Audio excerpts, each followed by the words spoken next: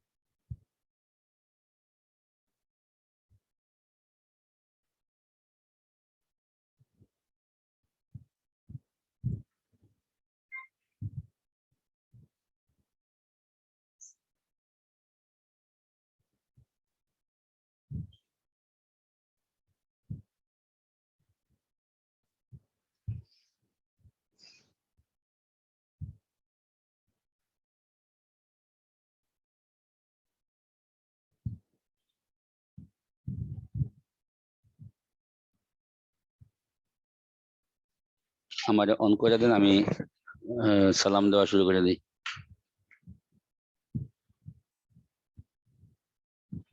আসসালামু আলাইকুম ওয়া রাহমাতুল্লাহি ওয়া বারাকাতুহু। নাহমাদুহু ওয়া নুসাল্লি আলা রাসূলিহিল কারীম, আম্মা বা'দ। ফাআউযু বিল্লাহি মিনাশ শাইতানির রাজীম। বিসমিল্লাহির রহমানির রহিম। ওয়া লাকাদ ইয়াসসারনাল কুরআনা লিয-যিকর ফাহাল মিন মুদ্দাকির। যদি তোমরা একটু চিন্তা করো তাহলে বুঝবা যে কোরআন শরীফ আল্লাহ পাক অনেক সহজ করে দিয়েছেন। আল্লাহ বলেন যে আমি কোরআন শরীফকে সহজ করে দিয়েছি। তো যদি একটু চিন্তা করো, আসলেই কোরআন শরীফ একেবারেই সহজ। যেমন ধরেন ঢাকা থেকে চিটাগাং যাব ট্রেনে, ট্রেনের চাকাগুলি যদি লাইনের উপর থাকে তাহলে সহজেই চিটাগাং যাওয়া যায়। আর যদি রেল লাইন থেকে চাকা সরে যায় তখন পুরা বাংলাদেশের মানুষ ঠেলে চিটাগাং নিতে পারবে না এই ট্রেন। কোরআন শরীফকে সহজ করার জন্য মাখরাজ লাগে। এই হরফগুলোকে যদি মাখরাজ থেকে পড়া হয় তাহলে সহজ। আর যদি কোরআন শরীফের হরফগুলিকে মাখরাজে না পড়া হয় তখন এটা কঠিন তো হবেই। পুরো পৃথিবীর মানুষ এক হয়ে এই কোরআন শরীফ সহজভাবে পড়তে পারবে না। তো এই মাখরাজগুলি হলো রেলগাড়ি চলার জন্য রেল লাইনের মতো। কোরআন শরীফের যে হরফগুলো আছে এগুলিকে সহজে উচ্চারণ করার জন্য মাখরাজ চিনতে হবে, এর কোনো বিকল্প নাই। মাখরাজ হলো কোন হরফ কোন জায়গা থেকে উচ্চারণ হয় এগুলি চিনা এবং তার থেকে উচ্চারণ করা। গতকাল আমরা পড়েছি তিনটা জায়গা থেকে আমরা 28টা হরফ পড়ি। তিনটা জায়গা হলো গলা, জিহ্বা, ঠোঁট। এই তিন জায়গা থেকে 28টা হরফ পড়া হয়। আর একটা হলো আলিফ, সর্বদাই মদের হরফ। এটা সিনা থেকে আওয়াজ বের হয়, গলা, জিহ্বা, ঠোঁটে বাড়ি খাবে না, এটাকে বলা হয় মুখের খালি জায়গা। আর একটা হলো নুন আর মিম, যখন এই তাদের নিজের স্থান ছেড়ে দেয় তখন নাকে চলে যায়, এটাকে বলা হয় গুন্না। তো মোট মাখরাজ হলো 5টা। একটা হলো মদ, একটা গলা, একটা জিহ্বা, একটা ঠোঁট, একটা নাক। তো মদ মুখের খালি জায়গা, অর্থাৎ সিনা থেকে আওয়াজ বের হবে, গলা, জিহ্বা, ঠোঁটে বাড়ি খাবে না, এটা ফাঁকা জায়গা দিয়ে একটা আওয়াজ বের হবে, এটাকে বলা হয় মদ। যেরকম বা আলিফ জবর বা, বা ওয়াও পেশ বু, বা ইয়াজের বি। এই যে বা পড়ার পরে একটা মদ হলো, এই মদটা গলা জিব্বা ঠোঁটে কোথাও বাড়ি খায় নাই, এটাকে বলা হয় মদের হরফ। তো জবরে বাম পাশে খালি আলিফ, জেরে বাম পাশে জজমওয়ালা ইয়া, পেশের বাম পাশে জজমওয়ালা ওয়াও, এগুলি মদ হয়। গলা জিব্বা ঠোঁটে বাড়ি খায় না, সিনা থেকে আওয়াজ বের হয়ে সোজা মুখের খালি জায়গা দিয়ে বের হয়ে যায়।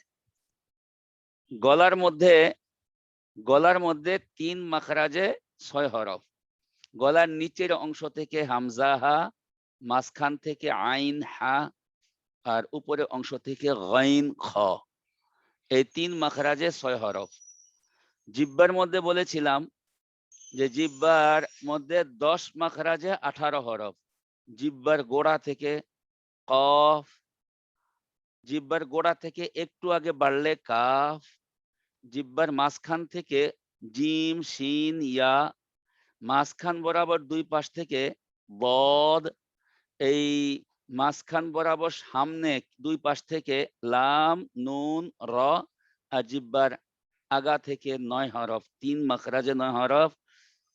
ত দাল তা র জাল সা সদ সিন জা।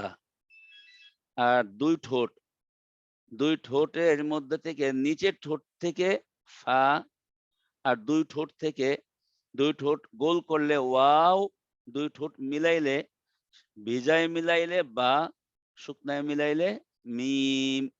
এই হলো 17টা 15টা মাখরাজের মধ্যে 28টা হরফ গেল। আর নুন আর মিম নিজের মাখরাজের মধ্যে যদি একটু কৌশলগত ব্যতিক্রম করা হয়, তখন এই নুন আর মিম নাকে চলে যায়, ওটা গুন্নার হরফ। এই মাখরাজগুলো একবার রিপিট করলাম।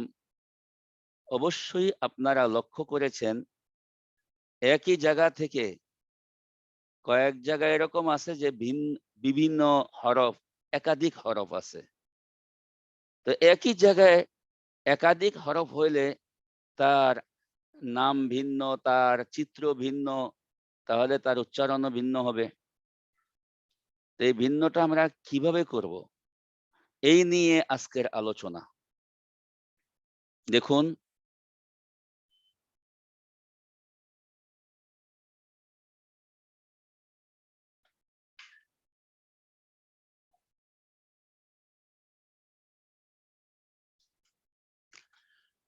যে 1 নম্বর মাখরাজের মধ্যে হামজা হা, তো একই জায়গা থেকে 2টা হরফ। 2 নম্বর মাখরাজের মধ্যে আইন হা, একই মাখরাজের মধ্যে 2টি হরফ। 3 নম্বর মাখরাজে গাইন খ, একই মাখরাজের মধ্যে 2 হরফ। 4 নম্বর মাখরাজের মধ্যে আর 5 নম্বর মাখরাজের মধ্যে কাছাকাছি 2টা, কফ কাফ। 6 নম্বর মাখরাজের মধ্যে 3টা একসাথে, জিম শিন ইয়া। 7 নম্বর মাখরাজের মধ্যে বদ। 8 নম্বর মাখরাজের মধ্যে 8 নম্বর, 9 নম্বর, 10 নম্বর, এগুলি জিহ্বার আগার কিনারা, এগুলিও সব কাছাকাছি। যে লাম নুন র, এই 3টা এক জায়গায়। ত দাল তা এক জায়গায়। ল দাল সা এক জায়গায়। সদ সিন জা এক জায়গায়। ফা আলাদা, ওয়াও বা মিম এক জায়গায়। তাহলে আপনারা বুঝতে পারছেন যে একই জায়গায় যদি একাধিক হরফ থাকে তাহলে তাদেরকে তো আলাদা করতে হবে। একই জায়গায় যদি একাধিক হরফ থাকে তাহলে কি দিয়ে আলাদা করব, এই জিনিসগুলি যদি আমরা চিনতে পারি তাহলে কোরআন শরীফ আপনার কাছে একেবারেই সহজ হয়ে যাবে এবং বিশুদ্ধ কোরআন শরীফ আপনি পড়তে সক্ষম হবেন এবং আপনি পড়াইতেও সক্ষম হবেন। এই জন্য আজকের এই সবকটা অত্যন্ত গুরুত্বপূর্ণ একটা সবক, যেখানে আমরা যেমন একটা মিলন স্থলের মধ্যে 2টাকে ভাগ করলে কত বড় একটা গুরুত্বপূর্ণ বিষয় হয়, এটা আপনারা অবশ্যই বুঝতে পারছেন। তো সেই বিষয়গুলো নিয়ে আজকে আমরা আলোচনা করব।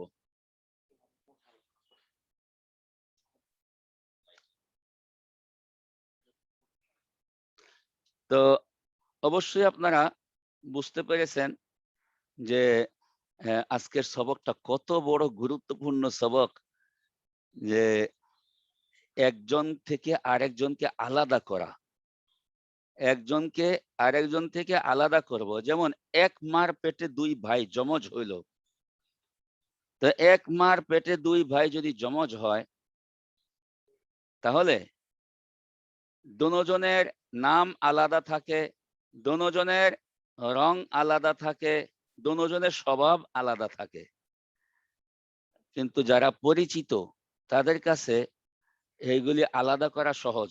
যেমন মা তার যমজ দুই সন্তানকে আলাদা করতে পারে, একজনকে না হাসান ডাকে আর একজনকে হোসেন ডাকে, দেখতে কিন্তু প্রায় একই রকম, কিন্তু আপনি যদি হাসান হোসেনের মা না হন, বাপ না হন, আত্মীয় স্বজন না হন, তখন হয়তো হাসানকে হোসেন বলবেন, হোসেনকে হাসান বলবেন, এরকমটাই স্বাভাবিক। তদ্রূপ যদি আমাদের এই হরফগুলি যে একই জায়গা থেকে, যেমন হা আইন একই জায়গা থেকে উচ্চারণ হইতেছে, তো এই দুজনের কিন্তু আকৃতি ভিন্ন, দুজনের নামও ভিন্ন, শুধু স্বভাবটা আমাদের ভিন্ন করতে হবে। এই স্বভাব কি একটা খাস বৈশিষ্ট্য আছে, যে যার থেকে আইন হা থেকে আলাদা হবে, হা আইন থেকে আলাদা হবে। এরকম ভাবে দেখুন যে হামজা আর হা, হামজা আর হা এই দুইটা হরফ একই জায়গা থেকে উচ্চারণ হয়। এই দুইটা হরফ একই জায়গা থেকে যে উচ্চারণ হয়, এখানেও তো দেখতে হবে যে দুইটার নাম ভিন্ন, দুইটার আকৃতি ভিন্ন, তাহলে দুইজনে স্বভাবত ভিন্ন হবে। কোন জিনিস দিয়ে আমরা ভিন্ন করব, এই বিষয়টা নিয়েই আমাদের আজকের আলোচনা।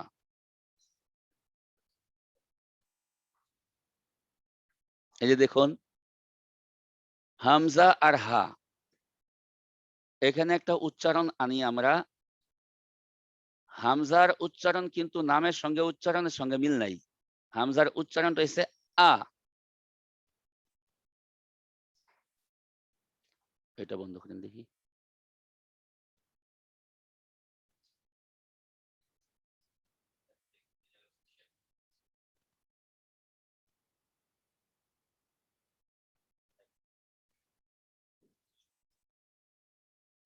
হ্যাঁ ঠিক আছে।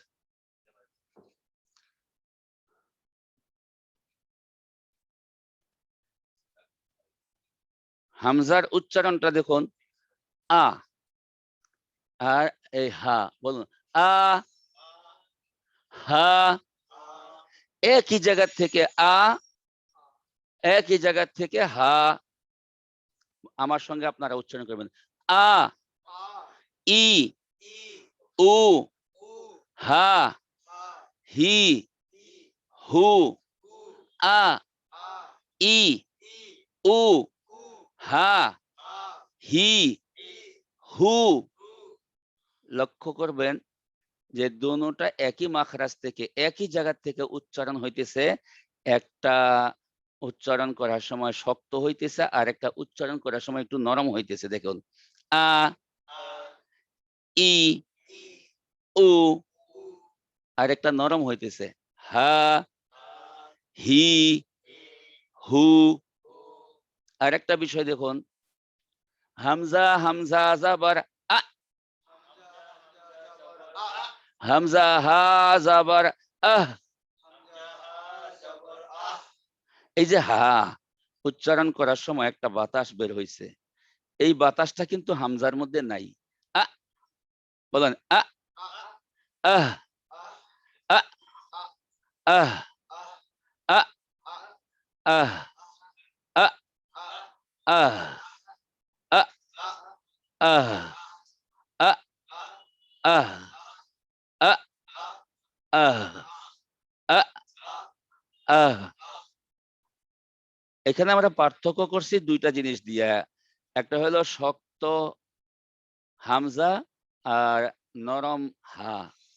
আর একটা বিষয় হলো হামজা উচ্চারণের সময় বাতাস নাই, আর হা উচ্চারণের মধ্যে বাতাস আছে। তো এই দুইটা জিনিস আমরা লক্ষ্য করলেই হা থেকে হামজাকে আলাদা করতে পারবো। 2 নম্বর মাখরাজ হলকের মধ্যখান হইতে আইন হা। দেখুন দুটোটা একই জায়গায়, তাহলে একটা থেকে আরেকটা আলাদা কিভাবে করব? হার মধ্যে বাতাস থাকবে আর আইনের মধ্যে বাতাস থাকবে না। এখন উচ্চারণ করে দেখুন, আ হা। মুখের সামনে একটু হাত রাখে দেখবেন হা, আঙ্গুলের মধ্যে বাতাস লাগতেছে। সবাই একটু মুখের মধ্যে হাত রাখেন, এইভাবে একটু হাত রাখবেন, মুখের মধ্যে এইভাবে হাত রাখবেন, তাহলে দেখবেন যে বাতাস আঙ্গুলের মধ্যে লাগে কি লাগে না। যদি না লাগে তাহলে আইন, যদি লাগে তাহলে হা।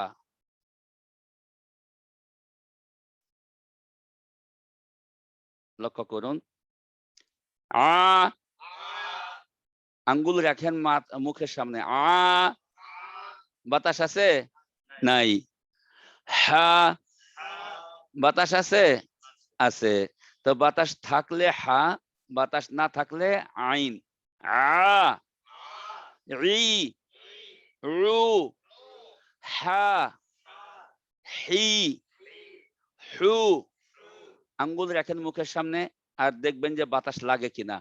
হা হি হু, বাতাস লাগছে, তাহলে এটা হা।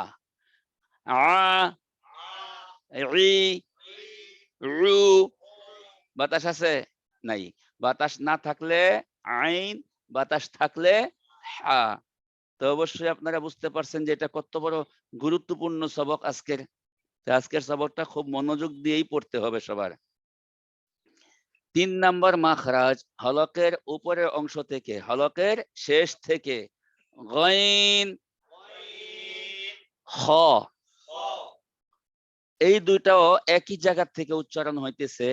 আমরা কোন জিনিস দিয়ে এই দুইটাকে আলাদা করব? এখানেও খর মধ্যে বাতাস থাকবে আর গইনের মধ্যে বাতাস থাকবে না। গ হ, আপনারা মুখের সামনে হাত রাখুন আর চেক করুন যে গইন বলার সময় দেখবেন যে বাতাস নাই, আর খ বলার সময় বাতাস থাকতে হবে। গ হ।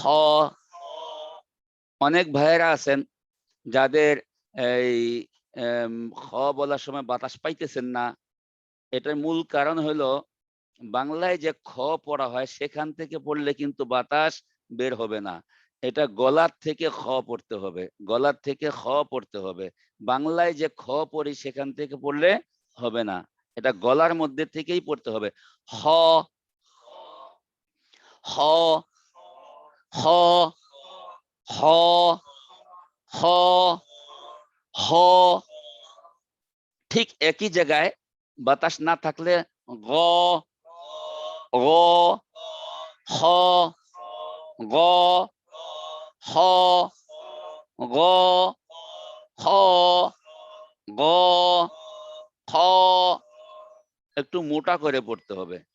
গ হ গ হ গ হ।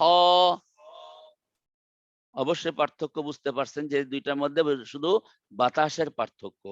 দোনোটা মোটা, আবার দোনোটা একই মাখরাজ, কিন্তু পার্থক্য হবে গইন বলার সময় বাতাস থাকবে না আর খ বলার সময় বাতাস থাকবে। এবার দেখুন 4 নম্বর আর 5 নম্বর মাখরাজ। 4 নম্বরে কফ, 5 নম্বরে কাফ। দুটা একেবারে কাছাকাছি, জিহ্বার গোড়া, আবার জিহ্বার গোড়া থেকে একটু আগে বাড়ায়া, একেবারে কাছাকাছি। এগুলিকে বলা হয় করিবুল মাখরাজ, নিকটবর্তী মাখরাজ। তো এই দুইটার মধ্যেও পার্থক্য করতে হবে। পার্থক্য কি? কফ মোটা হবে, কাফ পাতলা হবে। কফ কাফ। কালকে বলেছিলাম যে মোটা হয় কিভাবে, জিহ্বার গোড়া উপরে উঠাইলে মোটা হয়। তো কফ পড়ার সময় তো জিহ্বার গোড়া এমনি উপরে উঠা যায়, তখন খোদ বখোদ মোটা হয়ে যায়। কফ আর জিহ্বার গোড়া থেকে একটু আগে বাড়ায়া কাফ। যখন একটু আগে বাড়ায়া পড়বো তখন আর জিহ্বার গোড়া উপরে উঠানো সম্ভব না, তখন এটা পাতলা হয়ে যাবে। কাফ। তো এই দুইটার মধ্যে পার্থক্য কি? যে কফ মোটা, কাফ পাতলা। কফ, কাফ, কফ, কাফ, এই পার্থক্য বুঝলাম। জিহ্বার মধ্যখানে ৩টি হরফ, জিম, শিন, ইয়া। বলেন জিম, শিন, ইয়া। প্রথমে আমরা জিম আর ইয়ার পার্থক্য করব। জিম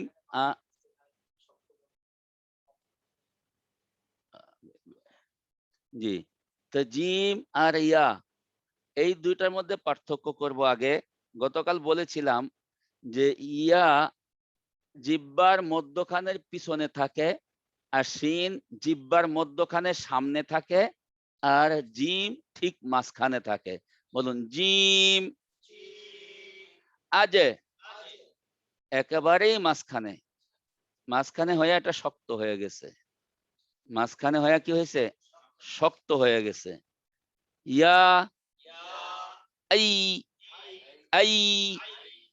দেখুন, মাঝখানের পিছনে থাকার কারণে এটার শক্ত হয় নাই, নরম হয়ে গেছে। আই, শিন, আশ। মাঝখানে সামনে হইয়া বাতাস সহ নরম হয়ে গেছে। মাঝখানে সামনে হইয়া বাতাস সহ নরম হয়ে গেছে। আশ। দেখেন নরমও আছে আবার বাতাসও আছে, নরমও আছে। আর ইয়া নরম আছে, বাতাস নাই। শিন নরম আছে, বাতাস আছে। জিম বাতাস নাই, শক্ত। জিমের মধ্যে বাতাস নাই, শক্ত। শিনের মধ্যে বাতাস আছে, নরম। ইয়ার মধ্যে বাতাসও আছে, বাতাস নাই, নরম। তো এইভাবে আমরা লক্ষ্য করব যে জিম শক্ত, ইয়া নরম, শিন নরমও আছে, বাতাসও আছে। জিম শক্ত, ইয়া নরম, আর শিনের মধ্যে বাতাসও থাকতে হবে, নরমও হবে। জিম,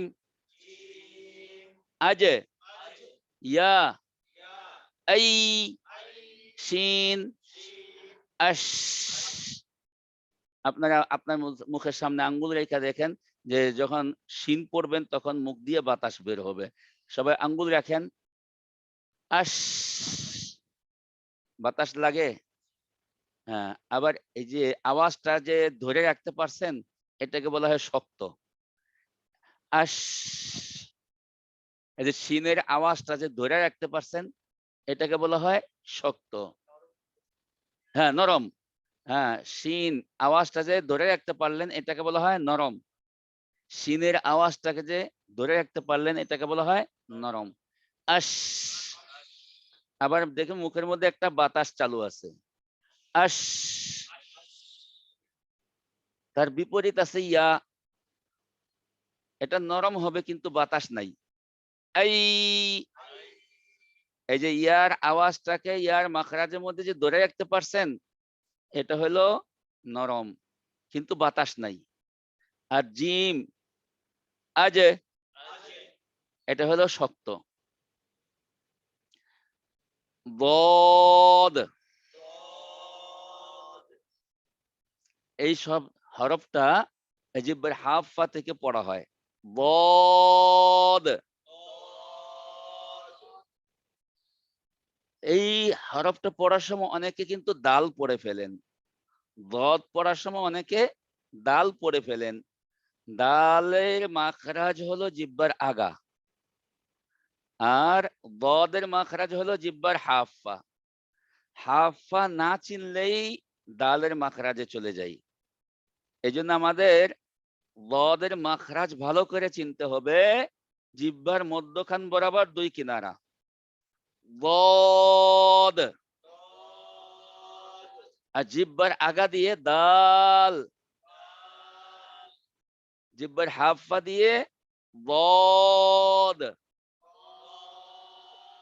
অর্থাৎ জিহ্বার মধ্যখানের 2 পাশ। বদ। আর জিহ্বার আগা দিয়ে হলো দাল, বদ,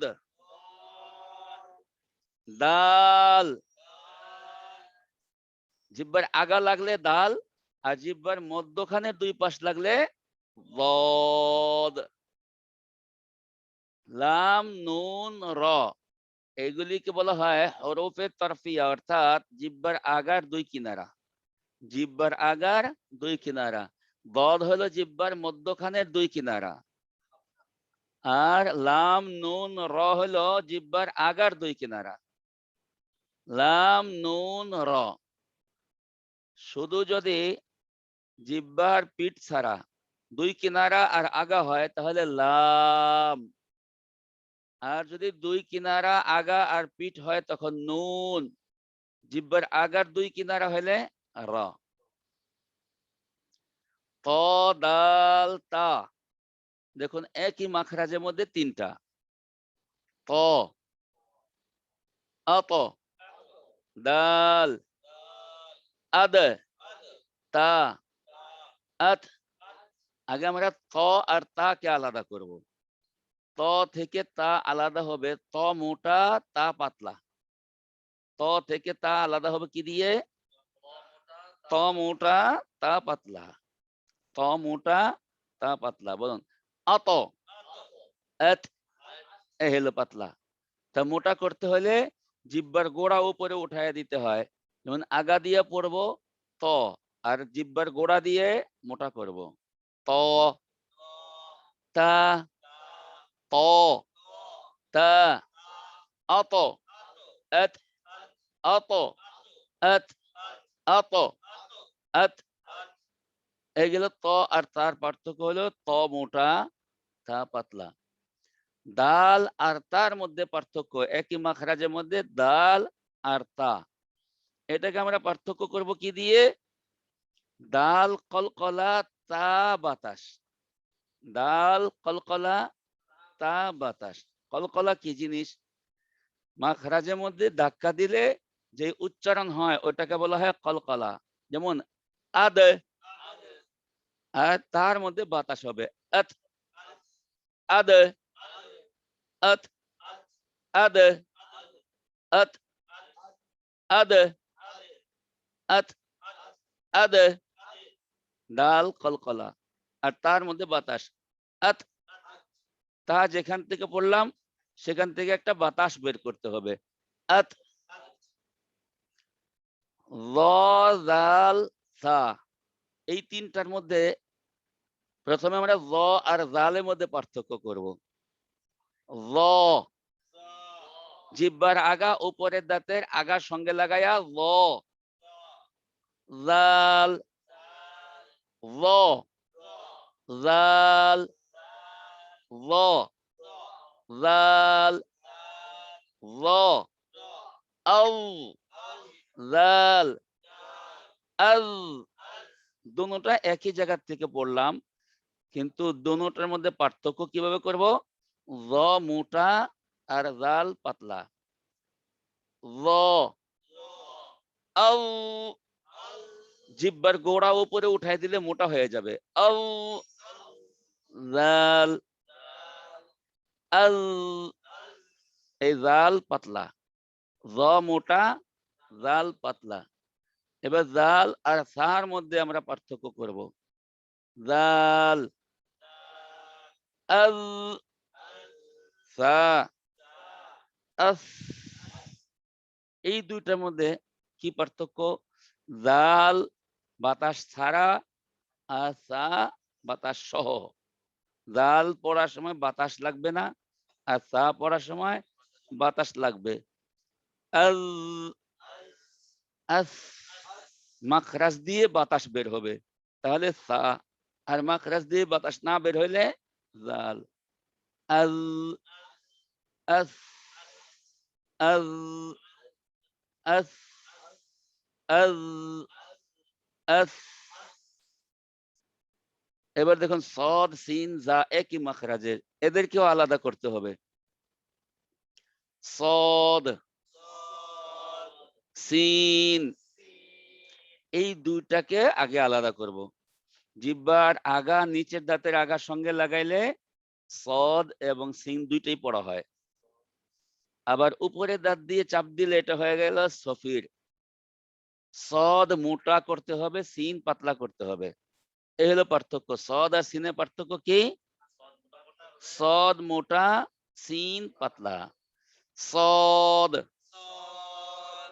আস, সিন, আস, আস, আস, আস মোটা, আস পাতলা। মোটা হয় কিভাবে? জিহ্বার গোড়া উপরের দিকে উঠাই দিলে মোটা হয়। আস মোটা, আস পাতলা, আস মোটা, আস পাতলা। যা, সিন আর জার মধ্যে পার্থক্য করব। সিন আর যা একই জায়গা থেকে উচ্চারণ হবে, কিন্তু সিনের মধ্যে বাতাস থাকবে আর যার মধ্যে বাতাস থাকবে না। সদ আর সিনের পার্থক্য হলো মোটা পাতলা, সিন আর যার পার্থক্য হলো বাতাস থাকবে আর বাতাস থাকবে না। আস, মুখের সামনে হাত রাখেন, দেখেন বাতাস লাগে কিনা। আস, বাতাস লাগে? লাগে। আজ, দেখেন তো বাতাস লাগে? লাগে না। বাতাস না লাগলে যা, আর বাতাস লাগলে সিন। আস, আজ, আস, আজ, আস, আজ, ফা, আফ। এটার সাথে কাহারও কোনো সাংঘর্ষিক নাই। ওয়াও, বা, মিম, এই তিনটাকে আলাদা করব কি দিয়ে?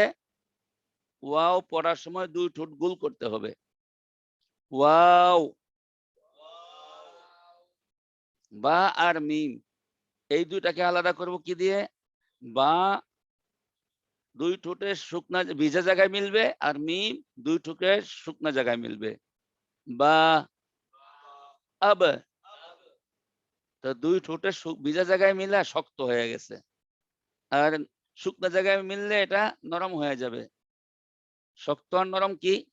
জজম দিলে যদি আওয়াজ টিকায় রাখা যায় তাহলে নরম, যদি আওয়াজ টিকায় রাখা না যায় তাহলে শক্ত। বা, আব, মিম, আম। এই যে মিমকে তার মাখরাজের মধ্যে ধরে রাখা যায়, এই জন্য এটা নরম। আর বা কে তার মাখরাজের মধ্যে ধরে রাখা যায় না, এই জন্য এটা শক্ত। আব, ধরে রাখতে পারবেন, এটাই শক্ত। আর আম, এই যে ধরে রাখতে পারলেন, এটাকে বলা হয় নরম। গুন্নার হরফ মিম আর নুন কে তার মাখরাজ থেকে সরায় দিলে নাকে চলে যায়। যেমন তা, এই যে নুনের মাখরাজ থেকে সরে তার মাখরাজের মধ্যে চলে গেছে, নাকে চলে গেছে, এই জন্য এটা গুন্নার হরফ হয়ে গেছে। আনআমতা, এখানে কিন্তু নুনের মাখরাজের মধ্যে রয়ে গেছে, এটাকে বলা হয় তাওয়াসসুত। এরকম ভাবে মিম আনআমতা, এই যে মিমকে মিমের মাখরাজের মধ্যে রেখে দিছি। আবার যদি কি মিমের মাখরাজের মধ্যে না থাকে, তখন কিভাবে? মিমের পরে যদি মিম থাকে অথবা বা থাকে, তাহলে মিম মিমের মাখরাজে থাকে না, নাকের মধ্যে চলে যায়। যেমন কুম বিইজনিল্লাহ, বা আসার কারণে মিম আর মিমের মাখরাজে থাকে না। মিমের পরে বা, যেহেতু দুজন একই মাখরাজের মধ্যে, মিমের পরে যদি বা থাকে তখন এই মিম আর মিমের মাখরাজে থাকে না, তখন বার মাখরাজে গিয়া নাকে চলে যায়। মিম বার মাখরাজের মধ্যে গিয়া নাকে চলে যায়। যেমন কুম বিইজনিল্লাহ, এরকম ভাবে মিমের পরে যদি আরেকটা মিম আসে, তখনও এই মিম আর মিমের মাখরাজে থাকে না, নাকে চলে যায়। যেরকম ওয়ালাকুম মা, ওই দুই মিম একত্রিত হওয়ার কারণে এই নুন মিম আর মিমের মাখরাজে না থাইকা নাকে চলে গেছে, এটাকে বলা হয় গুন্না। আলিফ সর্বদাই মদ হয়। জবরের বাম পাশে খালি আলিফ মদ, পেশের বাম পাশে জজমওয়ালা ওয়াও মদ, জেরের বাম পাশে জজমওয়ালা ইয়া মদ। যেমন বা আলিফ জবর বা, এই যে বা জবর বা, এরপরে টুক মদ। বা ওয়াও পেশ বু, বা পেশ বু, এরপরে যে টান দিলাম ওইটুক হইলে এই ওয়াওটা। জি, বা ইয়া জের বি, বা জের বি, এরপরে যে টান হলো ওইটা হলো এই ইয়া। তা আলিফ মদ ওয়াও মদ ইয়া মদ হলো। এই গেল গতকালের সবকের একটা রিপিট দেওয়া হলো।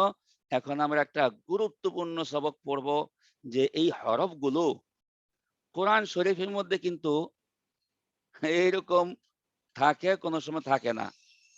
এই পৃষ্ঠাটা বের করেন মুরাক্কাবের।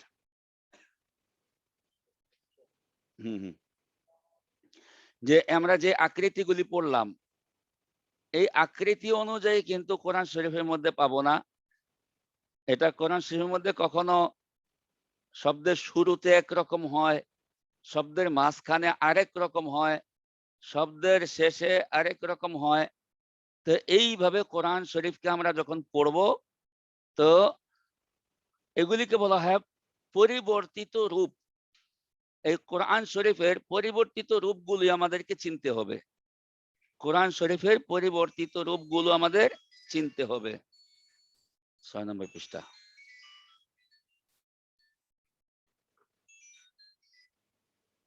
তো কোরআন শরীফের পরিবর্তিত রূপগুলো দেখেন এখানে।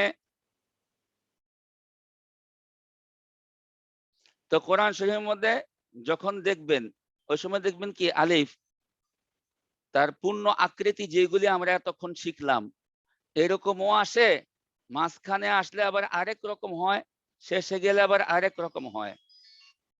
তো এইভাবেই কিন্তু আমাদের শিখতে হবে, যে সবগুলি চিনতে হবে।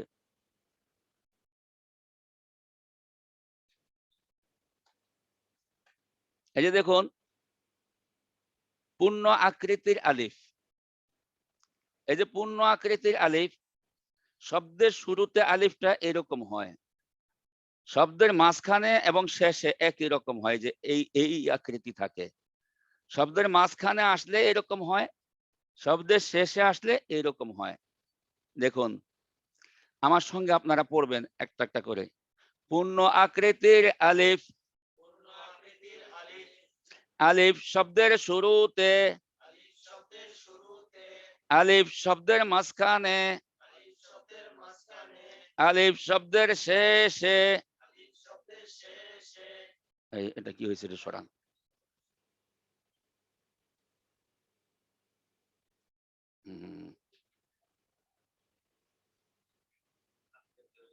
বলেন আলিফ, খ, জাল, আলিফ শব্দের মাঝখানে,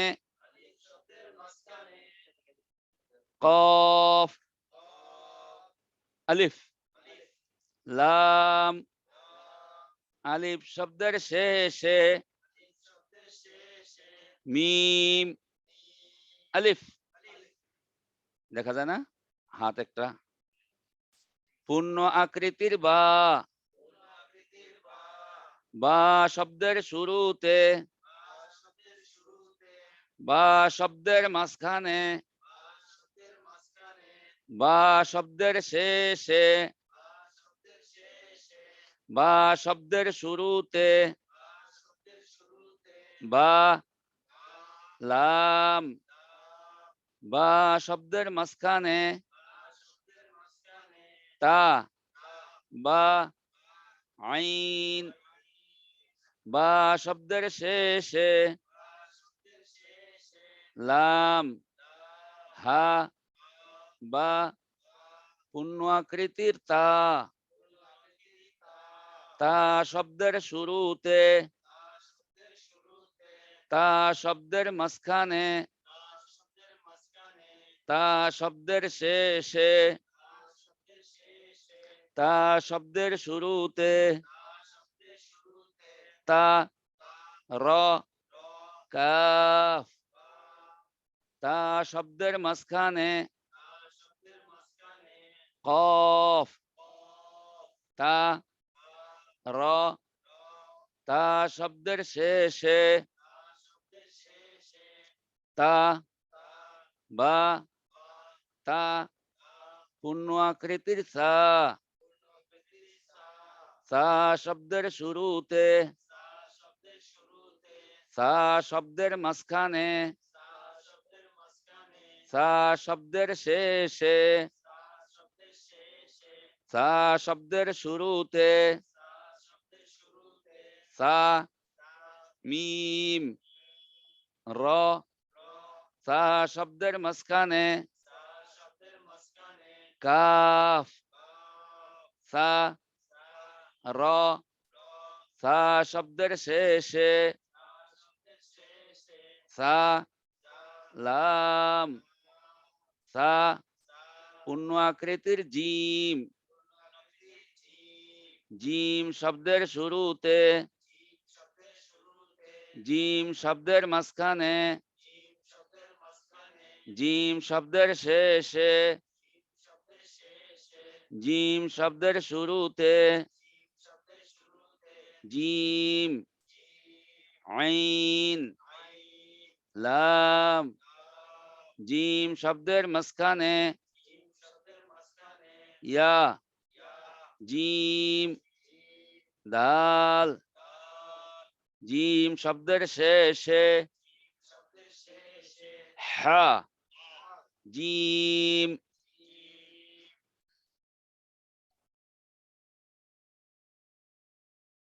পূর্ণ আকৃতির হা, হা শব্দের শুরুতে, হা শব্দের মাঝখানে, হা শব্দের শেষে, হা শব্দের শুরুতে, হা শিন র, হা শব্দের মাঝখানে, নুন, হা নুন, হা শব্দের শেষে, নুন, কাফ, হা পূর্ণ আকৃতির খ, খ শব্দের শুরুতে, খ শব্দের মাঝখানে, খ শব্দের শেষে, খ শব্দের শুরুতে, খ লাম, কফ, খ শব্দের মাঝখানে, বা, খ লাম, খ শব্দের শেষে, নুন, ফা, খ পূর্ণ আকৃতির দাল,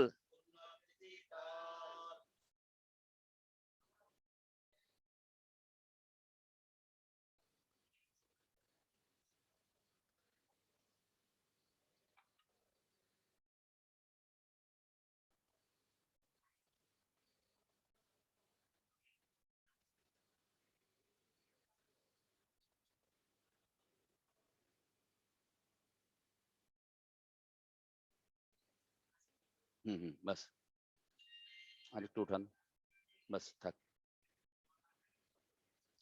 জি, পূর্ণ আকৃতির দাল,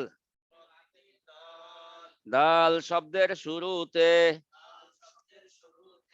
দাল শব্দের মাঝখানে, দাল শব্দের শেষে, দাল শব্দের শুরুতে, দাল, খ লাম, দাল শব্দের মাঝখানে, ইয়া দাল, কাফ, দাল শব্দের শেষে, সদ, মিম, দাল, পূর্ণ আকৃতির জাল, জাল শব্দের শুরুতে, জাল শব্দের মাঝখানে, জাল শব্দের শেষে,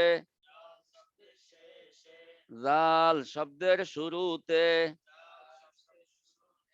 জাল, কাফ, র, জাল শব্দের মাঝখানে,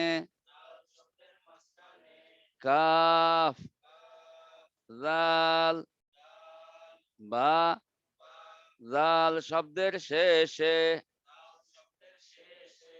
আলিফ, খ, জাল, পূর্ণ আকৃতির র, র শব্দের শুরুতে, র শব্দের মাঝখানে, র শব্দের শেষে, র শব্দের শুরুতে, র, ফা, আইন, র শব্দের মাঝখানে,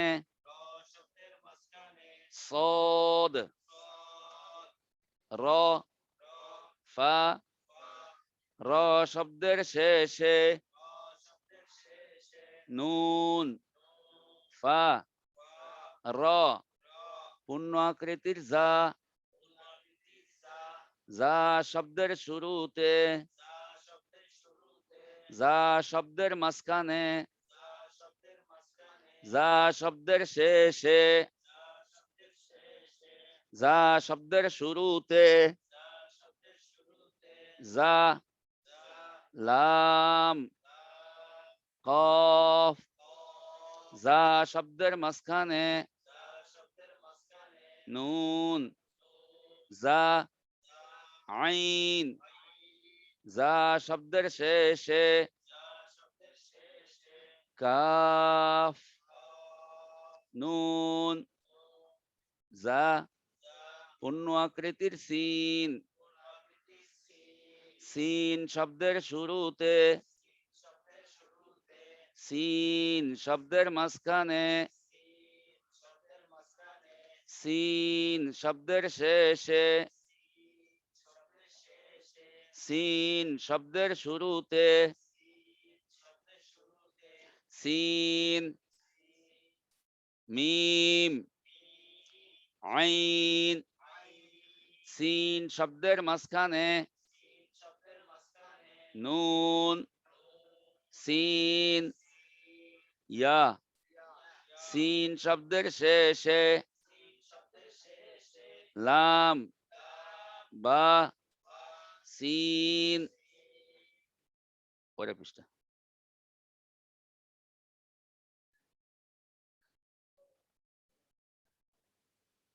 ব্যাস। পূর্ণ আকৃতির শিন, শিন শব্দের শুরুতে, শিন শব্দের মাঝখানে, শিন শব্দের শেষে, শিন শব্দের শুরুতে, শিন, জিম, র, শিন শব্দের মাঝখানে, নুন, শিন, র, শিন শব্দের শেষে, বা, ত, শিন, পূর্ণ আকৃতির সদ, সদ শব্দের শুরুতে, সদ শব্দের মাঝখানে, সদ শব্দের শেষে, সদ শব্দের শুরুতে, সদ, বা, র, সদ শব্দের মাঝখানে, বা, সদ, র সদ শব্দের শেষে কফ সদ সদ পূর্ণ আকৃতির দদ দদ শব্দের শুরুতে দদ শব্দের মাঝখানে দদ শব্দের শেষে দদ শব্দের শুরুতে দদ র বা দদ শব্দের মাঝখানে হা দদ র দদ শব্দের শেষে ইয়া হা দদ পূর্ণ আকৃতির ত ত শব্দের শুরুতে ত শব্দের মাঝখানে ত শব্দের শেষে ত শব্দের শুরুতে ত ইয়া র ত শব্দের মাঝখানে শিন ত ত ত শব্দের শেষে হা বা ত পূর্ণ আকৃতির ল ল শব্দের শুরুতে ল শব্দের মাঝখানে ল শব্দের শেষে ল শব্দের শুরুতে ল লাম মিম ল শব্দের মাঝখানে নুন ল র ল শব্দের শেষে হা ফা ল পূর্ণ আকৃতির আইন আইন শব্দের শুরুতে আইন শব্দের মাঝখানে আইন শব্দের শেষে আইন শব্দের শুরুতে আইন বা সিন আইন শব্দের মাঝখানে বা আইন সা আইন শব্দের শেষে জিম মিম আইন পূর্ণ আকৃতির গাইন গাইন শব্দের শুরুতে গাইন শব্দের মাঝখানে গাইন শব্দের শেষে গাইন শব্দের শুরুতে গাইন ফা র গাইন শব্দের মাঝখানে লাম গাইন ওয়াও গাইন শব্দের শেষে বা লাম গাইন উপরে যাবে না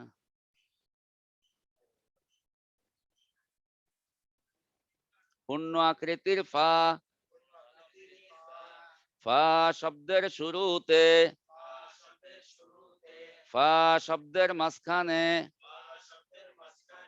ফা শব্দের শেষে ফা শব্দের শুরুতে ফা তা, হা। ফা শব্দের মাঝখানে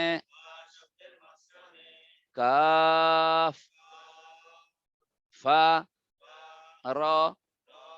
ফা শব্দের শেষে সদ, ইয়া, ফা। পূর্ণ আকৃতির কফ, কফ শব্দের শুরুতে, কফ শব্দের মাঝখানে, কফ শব্দের শেষে, কফ শব্দের শুরুতে, কফ, তা, লাম। কফ শব্দের মাঝখানে সিন, কফ, র। কফ শব্দের শেষে ত, বা, কফ।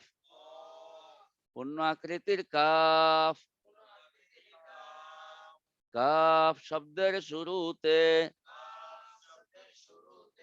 কাফ শব্দের মাঝখানে,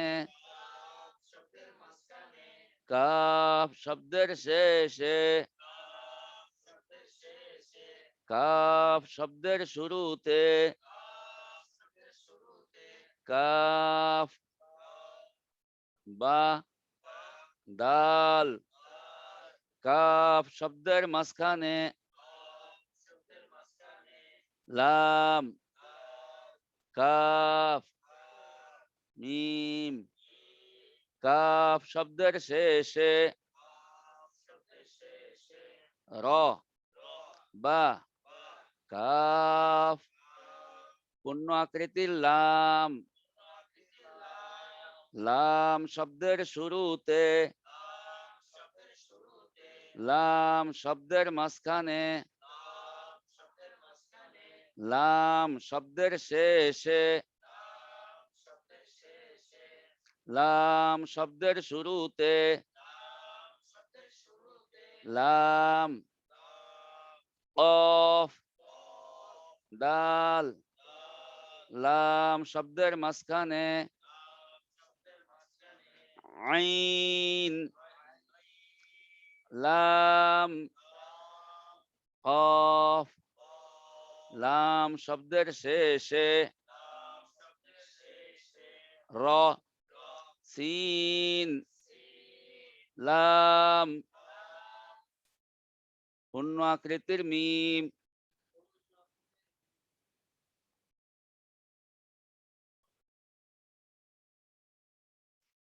মিম শব্দের শুরুতে, মিম শব্দের মাঝখানে, মিম শব্দের শেষে, মিম শব্দের শুরুতে, মিম, লাম, কাফ। মিম শব্দের মাঝখানে কফ, মিম, র। মিম শব্দের শেষে আলিফ, লাম, মিম। পূর্ণ আকৃতির নুন, নুন শব্দের শুরুতে, নুন শব্দের মাঝখানে, নুন শব্দের শেষে, নুন শব্দের শুরুতে, নুন, জা, লাম। নুন শব্দের মাঝখানে মিম, নুন, হা। নুন শব্দের শেষে আলিফ, ইয়া, নুন। পূর্ণাকৃতির ওয়াও, ওয়াও শব্দের শুরুতে, ওয়াও শব্দের মাঝখানে, ওয়াও শব্দের শেষে, ওয়াও শব্দের শুরুতে, ওয়াও জিম দাল, ওয়াও শব্দের মাঝখানে, ইয়া, ওয়াও মিম, ওয়াও শব্দের শেষে, ওয়াও হা, ওয়াও পূর্ণ আকৃতির হা, হা শব্দের শুরুতে, হা শব্দের মাঝখানে, হা শব্দের শেষে, হা শব্দের শুরুতে, হা মিম, হা শব্দের মাঝখানে, শিন, হা দাল, হা শব্দের শেষে,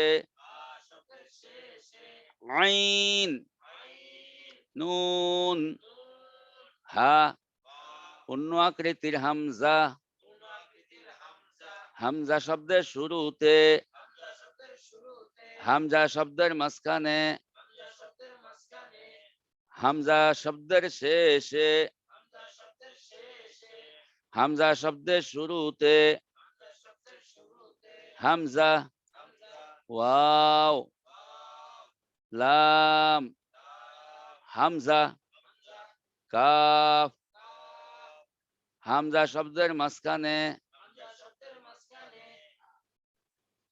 ইয়া, সিন, হামজা, লাম, হামজা শব্দের শেষে,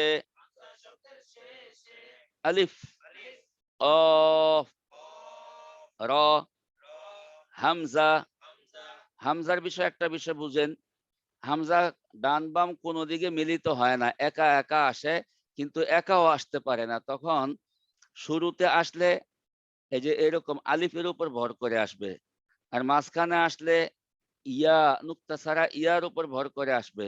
আবার যদি শেষে আসে তাহলে আলিফের উপরও ভর করে আসে, আবার ইয়ার উপরও ভর করে আসে।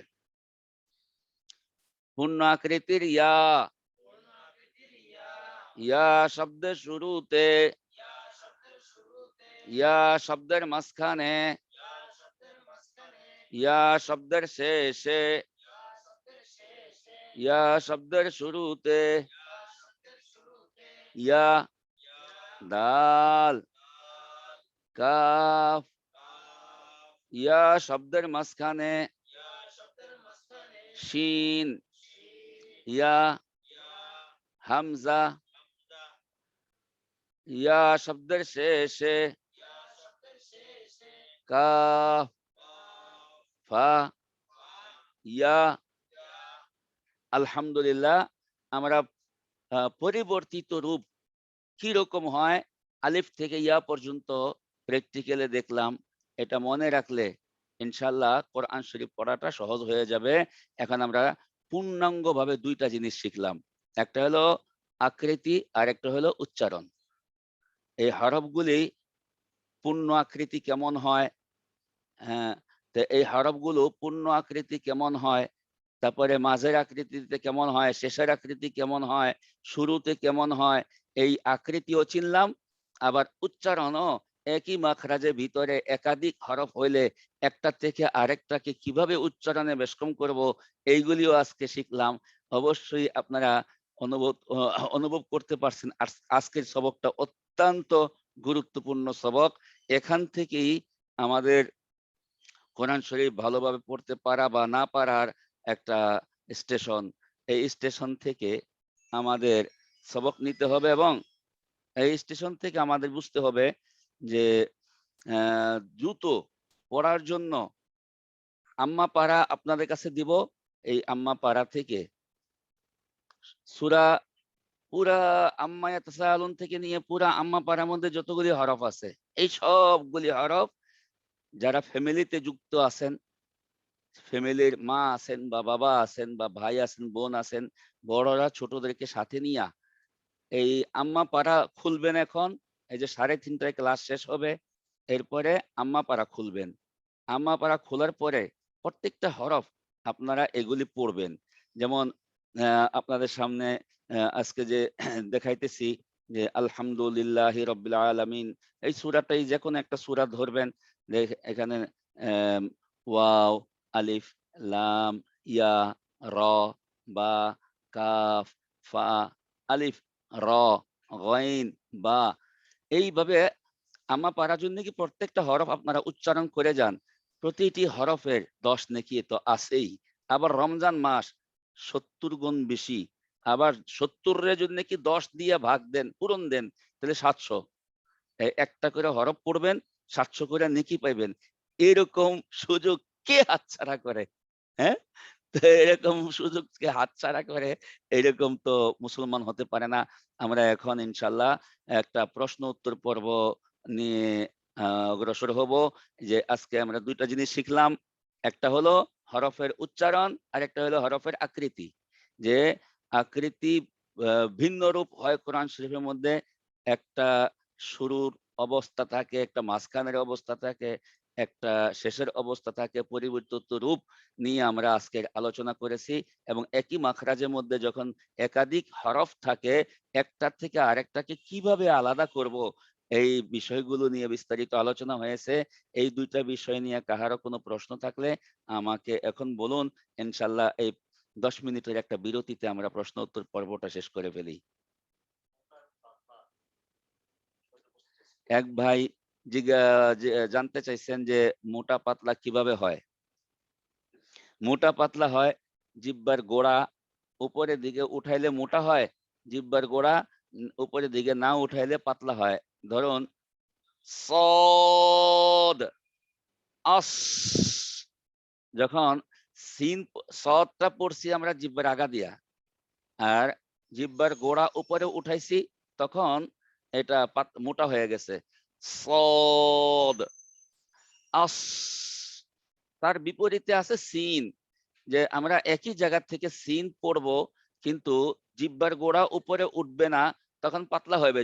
যেমন সিন, আস, সদ, আস, সিন, আস। জায়গা তো একটাই, শুধু জিহ্বার গোড়া হলো মোটা পাতলা করার মেশিন। জিহ্বার গোড়াকে উপরের দিকে উঠাবেন, মোটা হবে। জিহ্বার গোড়াকে নিচের দিকে রাখবেন, পাতলা হবে। যেমন অস, আস, অস, আস, অস, আস, অস, আস, অস, আস, অস, আস।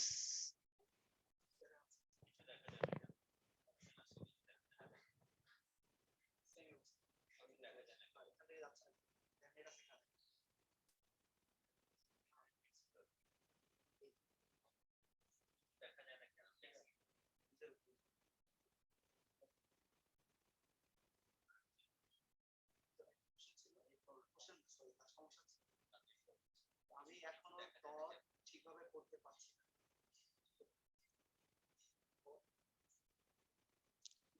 এক ভাই প্রশ্ন করছেন, দত পড়তে পারতেছেন না। হ্যাঁ, যে দত অনেক কষ্ট মনে হইতেছে। এখন সহজ হয়ে যাবে ইনশাল্লাহ, একটু মনোযোগ দিয়ে শুনবেন। দদ আমরা জায়গা চিনলে সহজ হয়ে যাবে। এই যে আমরা চাবাই, চাবানের যে দাঁত, এই দাঁতের পাশে জিহ্বার যে অংশটুকু আছে, এখানে হালকা একটু টাচ করলেই দদ হয়ে যাবে। এবার মুখটা বন্ধ করুন, লক্ষ্য করুন যে চাবানের দাগ পিছনে, চাবানের দাঁতগুলি হলো পিছনে। এই জিহ্বা ঠিক মাঝখান বরাবর 2 পাশে চাবানের দাঁত। তো এই দাঁতের গোড়ায় জিহ্বার যে অংশটুক লুকায় আছে, এখানে একটু টাচ করলেই বদ হয়। বদ হয়েছে না? বদ, ওয়ালাউদ্দাল্লিন, হ্যাঁ, এই যে চাপার দাঁত বলি আর কি, চাপার দাঁতের নিচে যে লুকায় আছে অংশটুক এটা। আরেক ভাই বলতেছেন গইন হয় না। এটা না হওয়ারই কথা। তার কারণ হলো আমাদের বাংলা ভাষায় গলার হরফ নাই। আমরা যে গ বলি গ, ক, খ, গ, ঘ। এটা হলো আরবিতে কাফের মাখরাজ। ক, খ, গ, ঘ। এগুলো হচ্ছে জিহ্বার গোড়া থেকে একটু আগে বাড়ায়া। আর গইন হবে জিহ্বার গোড়ার আরো পিছনে, অর্থাৎ গলার মধ্যে থাকবে। গইন, গ, গ, আও না মা, আও না মা, আও না, গায়রিল মাগযুবি, গায়রিল মাগযুবি। অক্ষরটা হইলো গলার মধ্যে। আর আমরা পড়ি সাধারণত এই যে কাফ পড়ি যে ক, খ, গ, ঘ।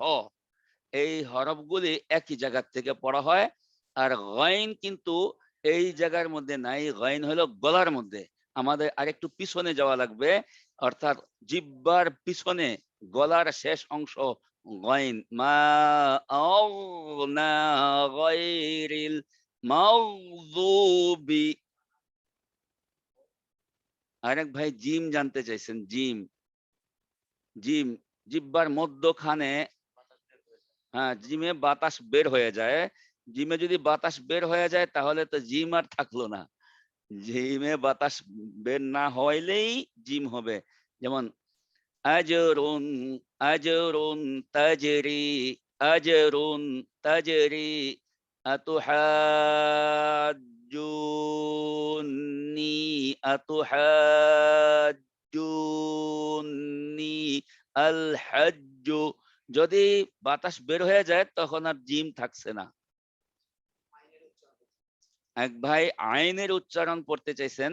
আইন আপনি গলার মাঝখানে ধরে বাতাসটাকে বন্ধ রাখবেন, দেখবেন আ আ আনআমতা ইয়াকা না'বুদু।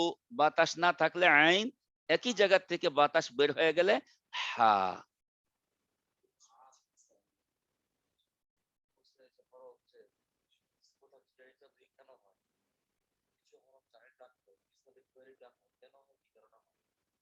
হ্যাঁ, এক ভাই জিজ্ঞাসা করতেছেন যে কিছু হরফ বেশি লম্বা করা হয়, কিছু হরফকে টানার সময় কম লম্বা করা হয়, এটার কারণ কি?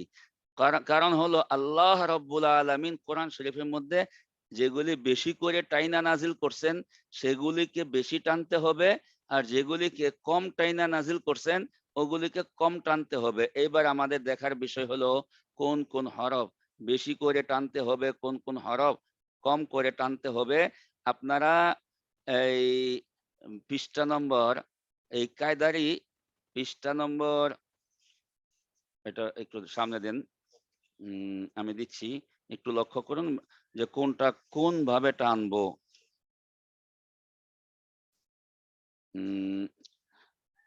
কই কায়দায় জানি কই, হ্যাঁ, এই যে দেখেন কোনটার মধ্যে এই যে মোটা আকৃতির লেখাগুলো আছে, এই যে মোটা আকৃতির লেখাগুলো আছে এগুলো হচ্ছে হরফের আকৃতি। আর উপরে যে লেখা আছে তিনটা হরফ দিয়া, যেমন আলিফ, লাম, ফা। এটা কোরআন শরীফের মধ্যে তাড়াতাড়ি করে পড়ানো হয়েছে। আলিফ, আলিফ, আলিফ, আলিফ। সূরা বাকারা শুরুতে তাড়াতাড়ি পড়া হয়েছে আলিফ। বা, তা, সা। এখানে দেখেন উপরে দুইটা অক্ষর দিয়ে লেখা আছে বা আলিফ, তা আলিফ, সা আলিফ। এগুলিকে এক আলিফ টানতে হবে। বা, তা, সা। এরকম ভাবে যতগুলি হরফের মধ্যে দুইটা অক্ষর আছে ওগুলি সব এক আলিফ টানতে হবে। যেমন হা, দুই অক্ষর দিয়ে লেখা আছে, এক আলিফ টানতে হবে। খ, দুইটা অক্ষর দিয়ে লেখা আছে, এক আলিফ টানতে হবে। তারপরে র, দুইটা অক্ষর আছে, এক আলিফ দিয়ে টানতে হবে। যা, এর মধ্যে যে ইয়াটা আছে এটা বাদ দিতে হবে, এটা লিখতে আসবে পড়তে আসবে না। তাহলে দুইটা হরফই থাকে, যা আলিফ, এক আলিফ টানতে হবে। এরকম ভাবে ত, এখানে দুইটা হরফ আছে, এক আলিফ টানতে হবে। ল, দুইটা হরফ আছে, এক আলিফ টানতে হবে। ফা, দুইটা হরফ আছে, এক আলিফ টানতে হবে। এরকম ভাবে হা দুইটা হরফ আছে, এক আলিফ টানতে হবে। ইয়া দুইটা হরফ আছে, এক আলিফ টানতে হবে। ইয়া দুইটা হরফ আছে, এক আলিফ টানতে হবে। এরকম যে কয়টার মধ্যে দুই হরফ আছে এগুলিকে এক আলিফ টানবেন, আর যেগুলি তিন হরফ আছে আলিফ বাদ দিয়া ওই সবগুলোকে চার আলিফ টানতে হবে। যেমন জিম তিনটা হরফ দিয়ে লেখা, জিম ইয়া মিম, এটাকে চার আলিফ টানবেন, জিম। এরকম দাল তিনটা হরফ দিয়ে লেখা আছে, দাল আলিফ লাম, এটাকে চার আলিফ টানবেন, দাল। এরকম ভাবে জাল তিন হরফ দিয়ে লেখা, জাল আলিফ লাম, এটাকে চার আলিফ টানবেন, জাল। এরকম ভাবে সিন তিনটা হরফ দিয়ে লেখা, সিন ইয়া নুন, এটাকে চার আলিফ টানবেন, সিন। শিন তিনটা হরফ দিয়ে লেখা, শিন ইয়া নুন, এরকম ভাবে সদ তিনটা হরফ দিয়ে লেখা, চার আলিফ টানবেন, সদ আলিফ দাল। এরকম দদ তিন হরফ দিয়ে লেখা, দদ আলিফ দাল, এটাকে চার আলিফ টানবেন, দদ। এরকম ভাবে আইন তিনটা হরফ দিয়ে লেখা, আইন ইয়া নুন, আইন চার আলিফ টানবেন। এরকম ভাবে গাইন তিনটা হরফ দিয়ে লেখা, গাইন ইয়া নুন, এই জন্য এটাকে চার আলিফ টানবেন। এরকম ভাবে কফ তিনটা হরফ দিয়ে লেখা, কফ আলিফ ফা, এটাকে চার আলিফ টানবেন। এরকম ভাবে কাফ তিনটা হরফ দিয়ে লেখা, কাফ আলিফ ফা, এটাকে চার আলিফ টানতে হবে। এরকম ভাবে লাম তিনটা হরফ দিয়ে লেখা, লাম আলিফ মিম, চার আলিফ টানতে হবে, লাম। এরকম ভাবে মিম তিনটা হরফ দিয়ে লেখা, মিম ইয়া মিম, চার আলিফ টানতে হবে। এরকম ভাবে নুন তিনটা হরফ দিয়ে লেখা, নুন ওয়াও নুন, চার আলিফ টানতে হবে। এরকম ভাবে ওয়াও তিনটা হরফ দিয়ে লেখা, ওয়াও আলিফ ওয়াও, চার আলিফ টানতে হবে, ওয়াও। আর হামজা এটার উচ্চারণের সাথে মিল নাই, হামজা হামজাই থাকবে। আর এখন আপনারা অবশ্যই বুঝতে পারছেন যে যেখানে দুই হরফ পাবো ওটাকে এক আলিফ টানবো, যেখানে তিন হরফ পাবো সেখানে চার আলিফ টানবো।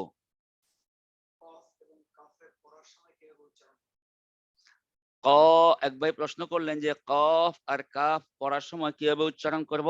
কফ মোটা করবেন, একটু আগে শিখাই দিছি মোটা কিভাবে হয়, যে জিহ্বার গোড়া উপরে উঠলে মোটা হয়ে যায়, আর জিহ্বার গোড়া উপরে না উঠলে পাতলা হয়, কাফ পাতলা হবে। কফ মোটা, কাফ পাতলা। এক ভাই প্রশ্ন করছেন জা আর জাল কিভাবে আর আলাদা করব। এই যে জা আর জাল একটু আগে বলেছিলাম মাখরাজ ভিন্ন ভিন্ন, তো জালের মাখরাজ, জাল উপরের দাঁত দিয়া, যা নিচের দাঁত, যা জাল, যা জাল, যা জাল, যা। আমার জিহ্বার আগার দিকে তাকান, জাল আর যা, জাল যা। অবশ্যই আপনারা বুঝতে পারছেন। হ্যাঁ, এক ভাই প্রশ্ন করলেন যে ইয়া দুই রকম কেন, একটার নিচে নুক্তা আছে আর একটার নিচে নুক্তা নাই। কোরআন শরীফের মধ্যে যখন মাঝখানে আসে ইয়া তখন দুইটা নুক্তা থাকে, আর যখন শেষে আসে তখন নুক্তা থাকে না। এই পর্যায়ে আমাদের কাছে ইসলামিয়াতের সময় হয়ে গেছে, এখন আমরা ইসলামিয়াতে সবক পড়বো। আমরা সবাই মনোযোগী হয়ে 10 মিনিট সময় আছে, এই 10 মিনিটের ভিতরে আমরা ইসলামিয়াতে সবক নম্বর 4।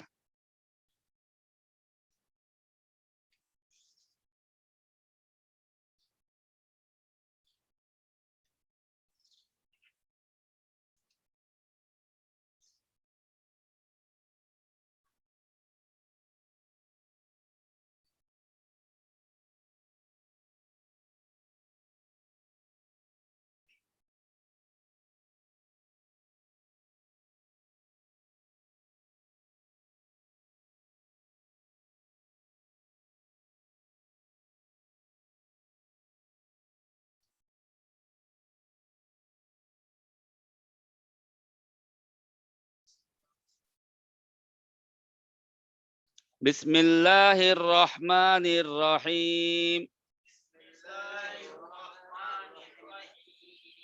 4 নম্বর সবক। ঈমান মুফাসসাল আমানতু বিল্লাহি ওয়া মালাইকাতিহি ওয়া কুতুবিহি ওয়া রুসুলিহি ওয়াল ইয়াউমিল আখিরি ওয়াল কদরি খাইরিহি ওয়া শাররিহি মিনাল্লাহি তাআলা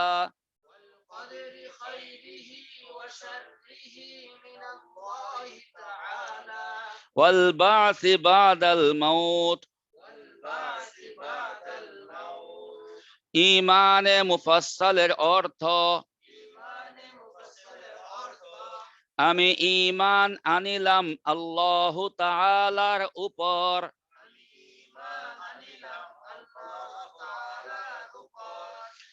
আমি ঈমান আনিলাম তাহার ফেরেশতাগণের উপর,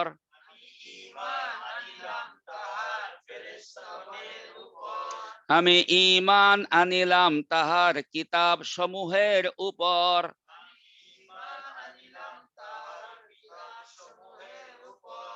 আমি ঈমান আনিলাম তাহার রসূলগণের উপর,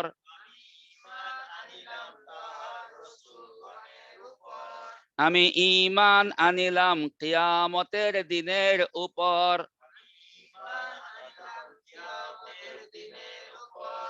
আমি ঈমান আনিলাম ভালো মন্দ তাকদীরের উপর,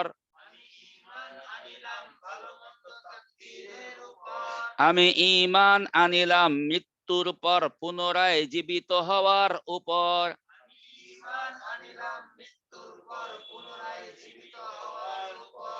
হাদিস শরীফ মান সামাতা নাজা,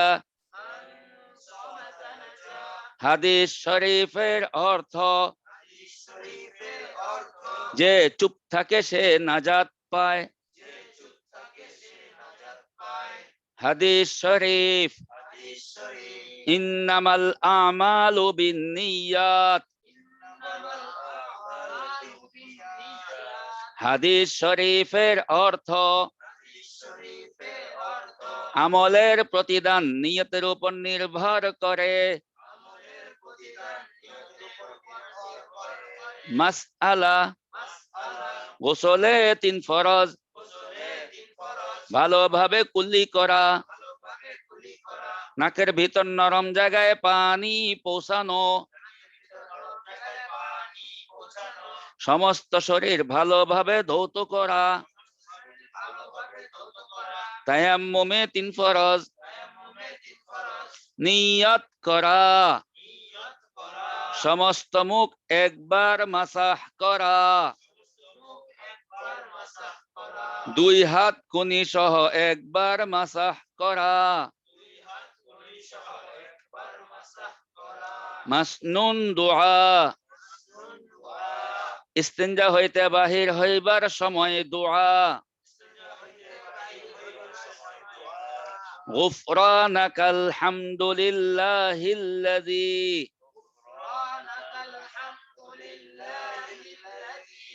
আযহাবা আন্নিল আযা ওয়া আফানি,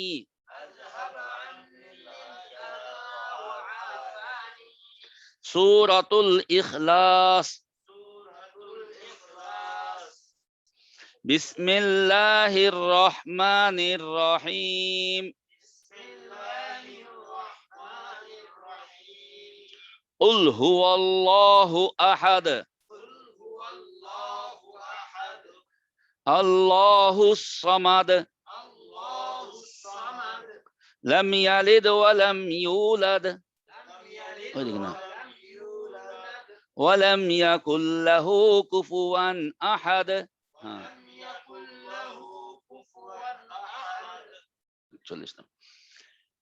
এই যে কুল হুয়াল্লাহু আহাদ, দেখেন কফ লাম পেশ কুল। গতকাল বলেছিলাম যে যখন পেশ পড়বেন তখন ঠোঁট গোল হয়ে যাবে। কুল, আমার ঠোঁট তো অবশ্যই আপনারা দেখতেছেন, আমার ঠোঁটের দিকে লক্ষ্য করুন। কুল হুয়াল্লাহু আহাদ। হু ওয়া, ঠোঁট গোল করে পড়তে হবে ওয়াও, আর ঠোঁট মেলে দিয়ে পড়তে হবে জবর ওয়া। হুয়া কুল হুয়াল্লাহু ওয়াল্লাহু ওয়াল্লাহু। অনেকে পড়তেছেন আল্লাহু, আল্লাহু না, কুল হুয়াল্লাহু।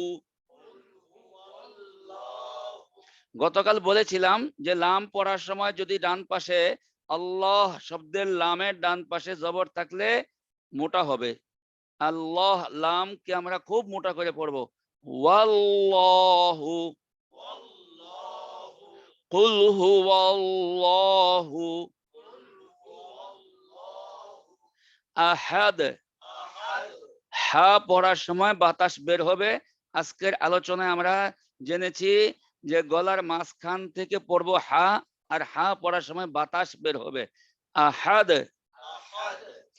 আহাদ আহাদ হাদ হাদ হাদ আহাদ কুল হুয়াল্লাহু আহাদ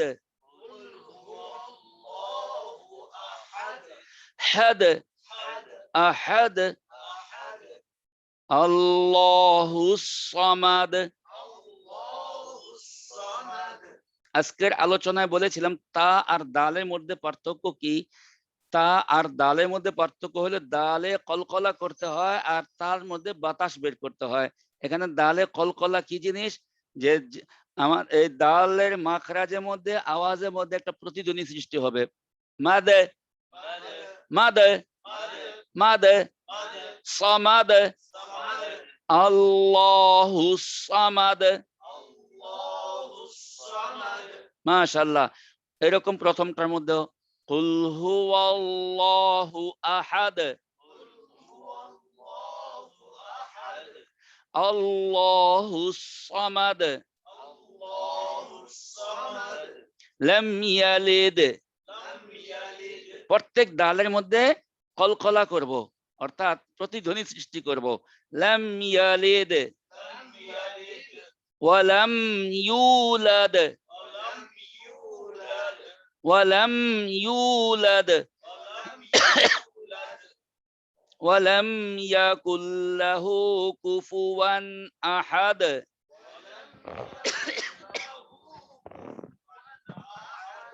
হু ঠোঁট গোল হয়ে যাবে, হু। ওয়া লাম ইয়াকুল লাহু কুফুয়ান আহাদ।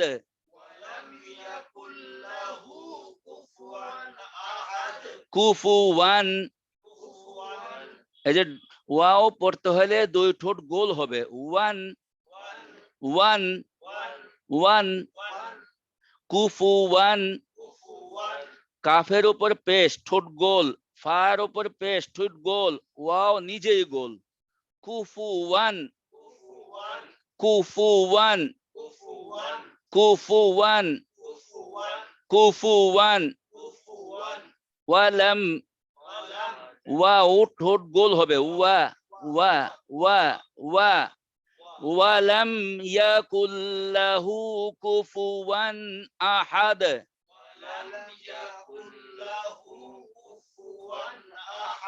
ইয়াকু ইয়াকু, কাফের উপর পেশ ঠোঁট গোল হয়ে যাবে। ওয়ালাম ইয়াকুল লাহু কুফুয়ান আহাদ।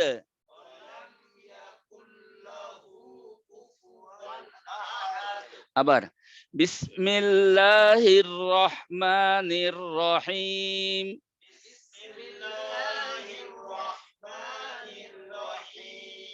কুল হুয়াল্লাহু আহাদ আল্লাহুস সামাদ লাম ইয়ালিদ ওয়া লাম ইউলাদ ওয়ালাম ইয়াকুল লাহু কুফুয়ান আহাদ।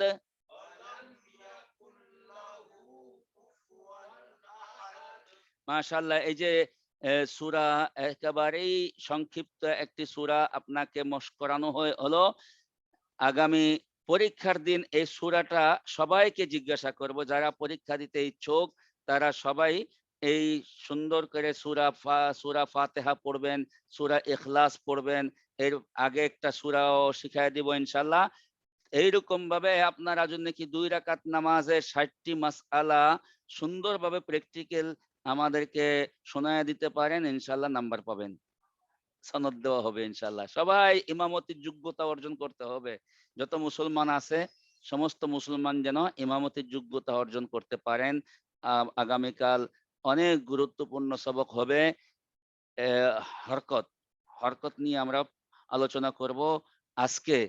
আপনারা যে হরফের রূপান্তরিত অবস্থাগুলি শিখলেন, এখন সবাইকে অনুরোধ করব আপনারা একটা আম্মা পারা নেন, বাচ্চাদেরকে এই হরফগুলি জিজ্ঞাসা করেন, এই হরফের নাম কি, এই হরফটার নাম কি, এই হরফটার নাম কি। এইভাবে পুরা 1-1.5 ঘন্টা সময় লাগান, দেখবেন যে বাচ্চারা পুরো কোরআন শরীফ থেকে এই হরফগুলি পড়তে পারবে, বলতে পারবে। তাহলে কালকের সবকটা তাদের জন্য সহজ হয়ে যাবে।